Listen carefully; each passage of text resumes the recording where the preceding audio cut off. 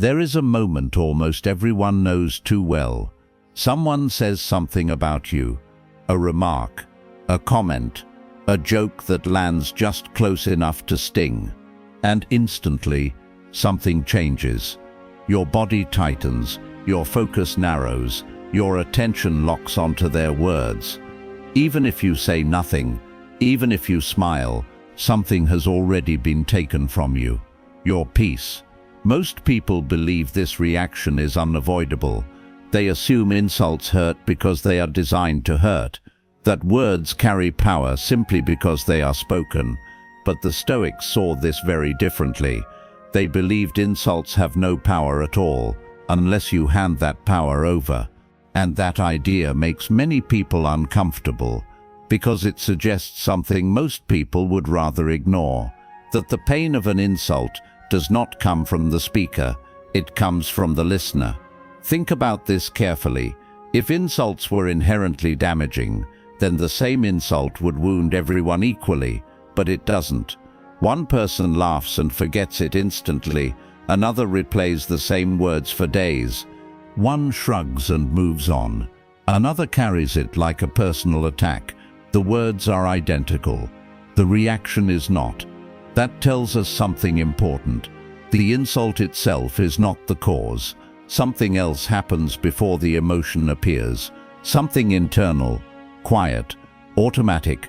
This is the moment the Stoics focused on, because this is where control is either lost or silently preserved. Most people never notice this moment. They only feel the emotion once it has already taken over. By then they believe it's too late. But the Stoics understood something most people never learn. Insults are not injuries, they are tests. Tests of perception, tests of identity, tests of whether you allow external voices to dictate your internal state. And until you understand why insults hurt, you will continue reacting to them, even when you promise yourself not to. This video is not about becoming rude or arrogant or emotionally numb. It's about seeing the exact psychological mechanism that turns words into pain, so you can step outside it. Because once you understand how insults actually work, they lose their grip on you. And that is where Stoic strength truly begins. Now let's go deeper. Because understanding why insults hurt matters more than learning how to ignore them. When someone insults you, nothing physical happens. Your body is untouched, your safety is unchanged, your situation remains exactly the same, and yet, the reaction can feel intense. Why? The Stoics had a precise answer. They believed insults hurt only when they collide with something already inside you, not the words themselves, but the judgment you attach to them. Here is what most people never realize. An insult is not an attack on you. It is an attack on an idea of you, your reputation, your competence, your worth, your status. And when that idea feels threatened, your mind rushes to defend it, not because it is true, but because you are attached to it. This attachment is where pain begins. If someone insults a quality you do not value, the words pass through you. But if the insult touches something you already doubt, it feels personal, not because they revealed a truth, but because they activated a vulnerability. The Stoics observed this pattern clearly. They understood that insults expose our attachments, not our weaknesses. Think about it. If a stranger insults your intelligence, and you trust your own ability, the insult carries no weight. But if the same words strike a fear you secretly hold, they linger. Not because the speaker has power, but because you gave the judgment authority. This is why trying to ignore insults rarely works. You cannot ignore what you are still attached to. Stoicism never taught emotional suppression, it taught emotional ownership. The Stoics asked a direct and uncomfortable question: why does this matter to me? Because once you see what the insult is truly threatening, you can decide whether that thing deserves control over your peace. Most of the time it doesn't. An insult can only wound you when it speaks on behalf of a judge you already trust. Remove the judge and the insult becomes noise. This is the shift Stoicism demands, not thicker skin, but clearer judgment. And this understanding leads directly to the next step, the moment where most people lose themselves and where Stoics regain command. This is where Stoicism stops sounding wise and starts becoming dangerous. Once you understand why insults feel personal, a gap appears, a narrow space between stimulus and reaction. Most people never notice this space. They react before they know it exists. The Stoics trained themselves to live inside that gap, not outwardly, internally. When an insult arrives, the Stoic does not ask, "How should I respond?" He asks a far more precise question: what exactly has been harmed? If the answer is nothing real, then nothing requires defense. This is why Stoics did not rush to explain themselves. They did not correct every misunderstanding. They did not retaliate to restore status. They understood something most people miss.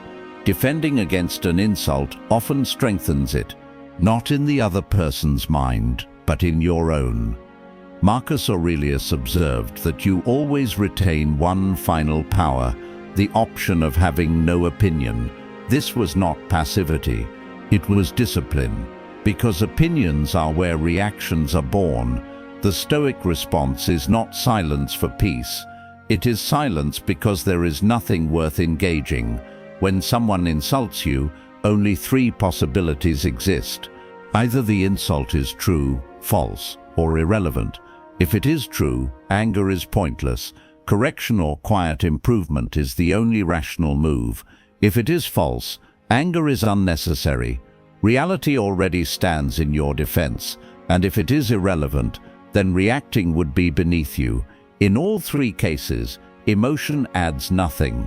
It only costs control.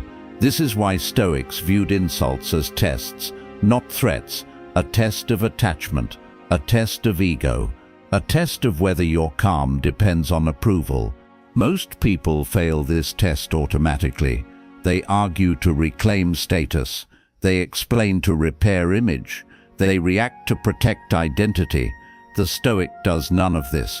He sees the insult for what it is, an invitation to abandon reason and submit to impulse. And every time you refuse that invitation, your authority deepens, not over others, over yourself. This is not about appearing calm. It is about being unreachable where others expect access. When you stop reacting to insults, something unexpected happens. Some people stop provoking you. Others reveal how empty their words always were, because insults only function when they encounter resistance. Stoicism removes the resistance entirely, and in the next part we face the most difficult version of this test.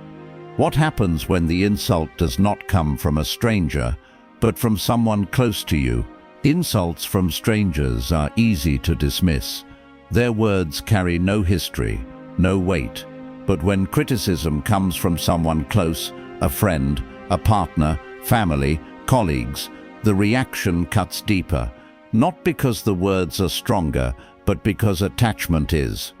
The Stoics understood this distinction clearly. They knew the most painful insults are never about language, they are about expectation. You expect understanding, you expect respect, you expect fairness, and when those expectations are violated, the mind reacts, not to the insult itself, but to the broken expectation behind it. This is why Stoicism does not begin with emotional toughness. It begins with clarity. Epictetus warned that suffering intensifies when we confuse closeness with control. Just because someone is close to you does not mean their words define you. And just because you value someone does not mean their judgment is accurate. The Stoic response here is subtle and difficult. You do not harden, you do not detach emotionally, and you do not excuse disrespect. Instead, you separate the person from the judgment. You ask one question quietly: is this feedback or is this projection? If it is feedback, you take what is useful without swallowing the emotion attached to it. If it is projection, you allow it to pass without turning it into self-doubt. This is where most people collapse. They absorb tone as truth. They absorb frustration as fact. They absorb emotional outbursts as personal verdicts. The Stoic does not. He understands that even people who care about you can speak from insecurity, fatigue, or fear, and reacting emotionally to that does not create closeness, it creates damage. Calm here is not silence, it is selective engagement. You respond to content, not tone, meaning, not emotion, truth, not delivery. This keeps dignity intact, without escalating conflict. And here is the hardest Stoic lesson of all. You can love someone without surrendering your emotional authority to them. Closeness does not entitle control. Familiarity does not grant permission to destabilize you. When you stop reacting emotionally to close criticism, you do not lose connection, you gain clarity. Some relationships strengthen, others reveal their limits. Both outcomes are valuable, because Stoicism was never about pleasing people, it was about preserving inner order. And now, one final step remains. Because insults, whether from strangers or loved ones, only hold power if you believe your identity depends on them. In the final part, we confront that belief directly. At this point, the pattern should be clear. An insult only has power when it reaches something you are still defending. Not your reputation, not your image, not even your emotions, your identity. The Stoics believed most people live with a fragile self-image. They constantly check it against opinions, reactions, and approval. That is why insults hurt. They feel like threats, but Marcus Aurelius warned against this exact trap. He said that if your sense of self depends on what others say, then you are never truly in control, because anyone, at any moment, can take your peace away. The Stoic solution is not arrogance, and it is not indifference. It is internal grounding. You decide once and for all where your worth comes from, not from praise, not from criticism, not from being liked, not from being understood, but from alignment with your own principles. When that alignment is strong, insults lose their urgency.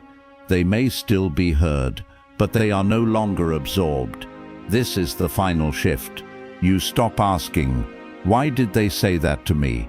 And you start asking, "Is there anything here that truly concerns my character?" If the answer is no, you let it pass. If the answer is yes, you correct it calmly, without self-hate. Either way, you remain intact. This is why Stoics appear unshaken, not because nothing affects them, but because nothing defines them externally. They do not rush to defend themselves. They do not argue with every opinion. They do not try to control how they are perceived. They control one thing only, their response, and that is enough. If this way of thinking feels unfamiliar, that's expected.